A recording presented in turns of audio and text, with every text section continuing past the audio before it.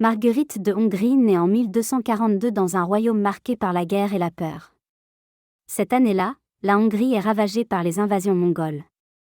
Le roi Béla IV et la reine Marie Lascarina, désespérés, font un vœu solennel: si Dieu sauve leur peuple, l'enfant qu'ils attendent sera consacré entièrement à lui. Lorsque la paix revient et que Marguerite vient au monde, ses parents n'oublient pas leur promesse. À l'âge de 3 ans, la petite princesse est confiée aux religieuses dominicaines.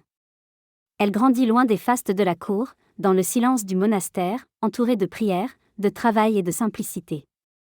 Très tôt, elle montre un cœur étonnamment mûr. Elle aime servir, nettoyer, aider les sœurs malades, préférant les tâches humbles aux honneurs. À 12 ans, Marguerite prononce ses vœux religieux définitifs. Elle renonce librement à toute ambition humaine, richesse, pouvoir, mariage royal. Pourtant, les propositions ne manquent pas. Plusieurs princes européens demandent sa main, espérant renforcer leurs alliances politiques. Marguerite refuse chaque fois, calmement mais fermement. Son choix est clair, elle appartient déjà à Dieu. La vie de Marguerite est marquée par une ascèse exigeante. Elle dort peu, jeûne souvent et prie longuement la nuit. Mais son austérité n'est jamais dure ou orgueilleuse. Elle est traversée par une immense douceur. Les pauvres viennent au monastère, et Marguerite les accueille comme des frères. Les malades trouvent en elle une présence attentive et compatissante. On raconte qu'elle acceptait les humiliations sans se défendre, qu'elle souriait lorsqu'on la corrigeait injustement, et qu'elle cherchait toujours la dernière place. Pour elle, l'humilité était la voie la plus sûre vers la liberté intérieure. Malgré sa vie cachée, sa réputation de sainteté se répand rapidement. On lui attribue des grâces de guérison, une profonde sagesse spirituelle et un don particulier de discernement.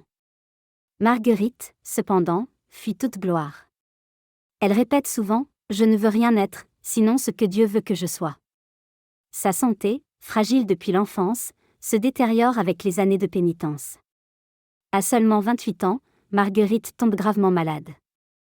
Elle affronte la mort avec la même paix qui a marqué toute sa vie. Le 18 janvier 1270, elle s'éteint doucement, entourée de ses sœurs en prière. Après sa mort, de nombreux témoignages rapportent des miracles obtenus par son intercession. Le peuple hongrois continue de la vénérer comme un trésor spirituel, une lumière née dans la tempête. Sainte Marguerite de Hongrie nous rappelle que la vraie grandeur ne se mesure ni au pouvoir ni à la renommée, mais à la fidélité silencieuse. Elle nous enseigne que l'on peut transformer l'histoire non par la force, mais par une vie offerte, cachée, enracinée dans l'amour de Dieu.